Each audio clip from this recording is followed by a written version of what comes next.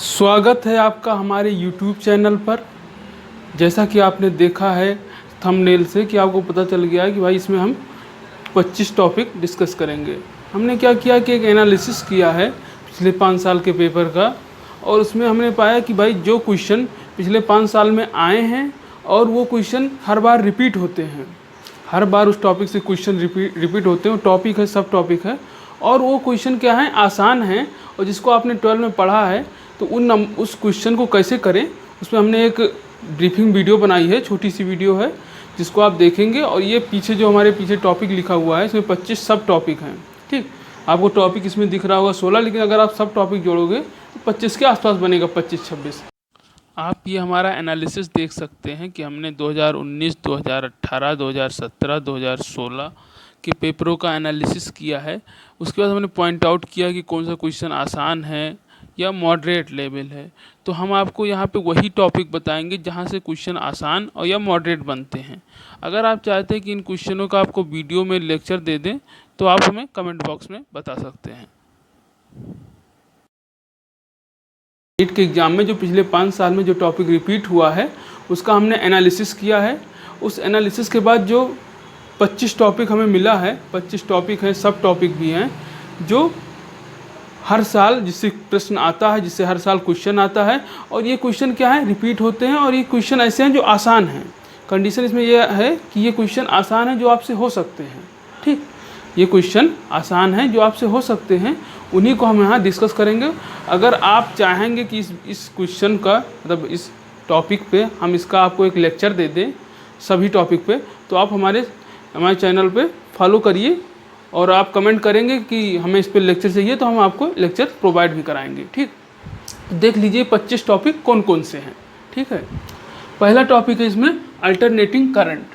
ठीक, तो इसमें अल्टरनेटिंग करंट में क्या क्या पूछा जाता है कि RLC में क्या लैग करता है, क्या लीड करता है, कैसे लैग करता है, कितना लीड करता है। ये RLC में करंट या वोल्टेज का जो रिलेशन है ये पूछा जाता है, और पावर कैलकुलेशन पे एक क्वेश्चन पूछा जाता है। ठीक, फिर अगला टॉपिक है कैपेसिटेंस। कैपेसिटेंस पे जो क्वेश्चन बनता है वो चार्जिंग पे बनता है। पूरे कैपेसिटेंस को आपको नहीं पढ़ना है, उसकी चार्जिंग को पढ़ना है। और कैपेसिटेंस निकालने का जो कैपेसिटेंस का है एक ये कि हमने लास्ट में लिख लिया है कि सीरीज पैरेलल कैपेसिटर का कैसे कनेक्शन करते हैं, ये भी आपको थोड़ा सा देखना है। क्या देखना है, चार्जिंग का देखना है और उसके कनेक्शन को देखना है। ठीक, तीसरा टॉपिक है इलेक्ट्रिकल इंस्ट्रूमेंट। इसमें क्या है, अमीटर और वोल्ट मीटर है। ठीक है, बेसिकली यही दो इम्पॉर्टेंट है। इसमें क्या है कि अमीटर को हम कैसे अमीटर का रेंज बढ़ाएं या वोल्ट मीटर की रेंज कैसे बढ़ाएं, इस पर हर साल बेटा क्वेश्चन आता है, हर साल। तो आपको ये सबसे इम्पॉर्टेंट है। ठीक, फिर क्या है, इलेक्ट्रोमैग्नेटिक वेव। इलेक्ट्रोमैग्नेटिक वेव का हर साल एक क्वेश्चन इस पर आता है और बड़ा आसान है। आपने देखा ही होगा कि चैप्टर ही छोटा सा चैप्टर है, और इसमें एक दो जो फार्मूले हैं उसी पे न्यूमेरिकल आते हैं। इस पर क्या आते हैं, न्यूमेरिकल। ठीक, ये सब जो टॉपिक है इस पर भी न्यूमेरिकल आते हैं, इस पर भी न्यूमेरिकल, इस पर भी न्यूमेरिकल, सभी पे न्यूमेरिकल आते हैं। ठीक, नीट में ज़्यादातर न्यूमेरिकल आते हैं, कुछ जो क्वेश्चन हैं वो थ्योरी के होते हैं। ठीक है, फिर हम और आगे चले, इलेक्ट्रोस्टैटिक्स। इलेक्ट्रोस्टैटिक्स में क्या इंपॉर्टेंट है, कूलॉम्स लॉ और electric field inside a sphere. आप कूलॉम्स लॉ पे एक न्यूमेरिकल आएगा हमेशा मैं जो कह रहा हूँ ये चीज़ें आप मान के चलिए। कूलॉम्स लॉ पे एक न्यूमेरिकल और electric field inside a sphere. ठीक, इलेक्ट्रिक फील्ड स्फीयर के अंदर की इलेक्ट्रिक फील्ड कैसी है, इस पर एक इम्पॉर्टेंट टॉपिक है ये, तो आप ये देख लीजिएगा। फिर हम आगे बढ़ते हैं ग्रेविटेशन। ग्रेविटेशन में केवल 2 टॉपिक इंपॉर्टेंट है। एक क्या है, एस्केप वेलोसिटी। पृथ्वी से बाहर निकलने के लिए, अर्थ से बाहर निकलने के लिए कितनी वेलोसिटी चाहिए, जो एस्केप वेलोसिटी होती है वो पूछा जाता है। ठीक, एस्केप वेलोसिटी। दूसरा क्या है, ग्रेविटेशनल पोटेंशियल। ग्रेविटेशन पोटेंशियल ये भी इंपॉर्टेंट है, इसको भी आप देख लीजिएगा। ठीक है, अगला क्या है, electric field and magnetic field. इसमें आपको पूरा नहीं पढ़ना है, इलेक्ट्रिक फील्ड और मैग्नेटिक फील्ड में केवल उसकी प्रॉपर्टी पढ़नी है। इलेक्ट्रिक फील्ड और मैग्नेटिक फील्ड में केवल उसकी प्रॉपर्टी पढ़नी है। फिर वेक्टर अलजेब्रा। जो मैथ के बच्चे हैं वो तो अच्छे से जानते होंगे वेक्टर अलजेब्रा, और जो बायो के हैं उनके लिए ये है कि आप केवल पैरेललोग्राम लॉ पढ़िए। 11th क्लास की फिजिक्स उठाइए, उसमें पैरेललोग्राम लॉ है, उस पर 3-4 न्यूमेरिकल भी कर लीजिए, ये 100% आएगा। 100% क्वेश्चन इस पर आता है। फिर Newton's law of motion. Newton's law of motion ये तो आप तो जानते ही होंगे। ठीक है, बेसिक है, इसमें न्यूमेरिकल या इस पर ज़्यादातर कभी कभी क्वेश्चन थ्योरी के भी बनते हैं, ठीक, ये याद रखना। फिर आता है डी ब्रोगली प्रिंसिपल, ठीक।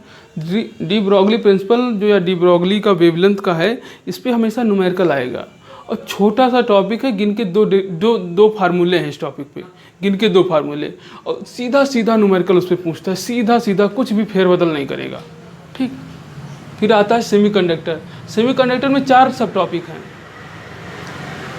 सेमीकंडक्टर में 4 सब टॉपिक हैं। पहला क्या है? लॉजिक गेट, दूसरा सर्किट डायग्राम, तीसरा ग्राफ और ट्रांजिस्टर। लॉजिक गेट तो आपने पढ़ा होगा, एंड, और, नॉर, ये है। सीबीएसई ने इसको सिलेबस से हटा दिया है, तो अगर आप पढ़ना चाहें तो आप कमेंट करिए, मैं इसको आपको प्रोवाइड करा दूंगा। जिसका जो नहीं पढ़ा है वो कमेंट करेगा कमेंट बॉक्स में, तो मैं इसके लेक्चर आपको प्रोवाइड करा दूंगा, ठीक। सर्किट डायग्राम तो आसान है। ग्राफ में आपने देखा ही होगा कि डायोड का फॉरवर्ड बाइस और रिवर्स बाइस जो है उस पर भी न्यूमेरिकल बनते हैं, ठीक। कभी थ्योरी के क्वेश्चन आ जाते हैं, कभी न्यूमेरिकल आता है। बाकी ट्रांजिस्टर है जो कि सब लोगों ने छोड़ दिया होगा। अगर आप ये भी पढ़ना चाहते हैं तब भी कमेंट करिए, ठीक। जो भी टॉपिक आप इसमें से पढ़ना चाहते हैं, जिसको ज़्यादा लोग कमेंट करेंगे वो टॉपिक मैं सबसे पहले पढ़ाऊँगा, ठीक। बहुत ही आसान है। फिर है रे ऑप्टिक्स। रे ऑप्टिक्स ऐसा टॉपिक है जो सबसे आसान है पूरे फिजिक्स में, और इस पर क्वेश्चन हर हाल में आता है और इस पर आप क्वेश्चन पूरा कर भी सकते हैं, ठीक।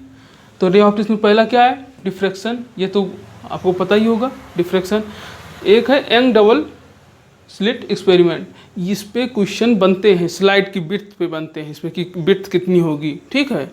अगर हमने वेवलेंथ, वो लाइट की रेज बदल दी, उसकी वेवलेंथ चेंज कर दी तो क्या चेंज होगा, ठीक। और इस पर कभी कभी तो थ्योरी के क्वेश्चन भी आते हैं, कभी न्यूमेरिकल भी आता है, ठीक। ये समझिए कि बिल्कुल नीट में जो प्रोफेसर बना रहे हैं पेपर, उनका ये पसंदीदा टॉपिक है। इस पर हर साल क्वेश्चन आया, हर साल, कभी छूटा नहीं है अब तक ये, ठीक। मैग्नीफिकेशन, ये तो आपने 9th में पढ़ा होगा, सॉरी 10th में पढ़ा है मैग्नीफिकेशन। फिर ऑप्टिकल इंस्ट्रूमेंट, जो भी इंस्ट्रूमेंट हमने पढ़ा है इसमें, माइक्रोस्कोप हो गया, जो भी हो गया ऑप्टिकल वो है, और प्रिज्म से भी ये क्वेश्चन बनता है। अब मैं आता हूँ उन टॉपिक पे जो 11th के हैं। एक टॉपिक इसमें 11th का कौन सा टॉपिक है? एक हो गया ग्रेविटेशन वाला, हो गया वेक्टर, हो गया, और दूसरा एरर एनालिसिस। ये बहुत ही आसान है और एरर एनालिसिस पे हर साल क्वेश्चन आया बेटा। एरर एनालिसिस पे हर साल क्वेश्चन आया है, या आपको लिमिटिंग एरर निकालने को कहेगा या रिलेटिव एरर निकालने को कहेगा, तो आप इसको देख के जाइएगा, हमेशा आया है क्वेश्चन, ठीक। फिर आता है इलेक्ट्रोमैग्नेटिक इंडक्शन। इस पे जो है क्वेश्चन थोड़ा सा टफ बनता है, लेकिन कुछ है इसी में कि हम उसको समझा सकते हैं, या आसानी से आप ग्रैब कर लीजिए, आसानी से समझ जाइए। तो इनिशियल जो क्वेश्चन बनते हैं शुरुआत में, अगर ये ज़्यादा डीप में जाएगा तो कोई नहीं कर पाएगा नीट में, ये भी जानिए। जो क्वेश्चन ज़्यादा डीप में बनते हैं वो कोई नहीं करता है, तो उस पर आप नहीं, अगर हल्का क्वेश्चन बनाएगा तो इस पर हो जाएगा आपका। बाकी ये है कि रजिस्टेंस, कैपेसिटेंस और इंडक्टर का कनेक्शन, जो सीरीज पैरेलल कनेक्शन पढ़ा है आपने, तो रजिस्टेंस, कैपेसिटेंस और इंडक्टेंस का कैसा कनेक्शन करते हैं आपस में, वो पढ़ लीजिए। सीरीज पैरेलल कैसे इक्विवेलेंट रेजिस्टेंस निकाल हैं, इक्विवेलेंट सीरीज रेजिस्टेंस निकालते हैं, इक्विवेलेंट कैपेसिटेंस कैसे निकालते हैं, ये देख लीजिए, ठीक है। और अगर आप इस पर लेक्चर चाह रहे हो कि सभी टॉपिक को, मतलब इस पर वैसे ये 25 है, तो इसके मान के चलिए टोटल 50 घंटे का लेक्चर इस पर आपको मिल सकता है, ठीक।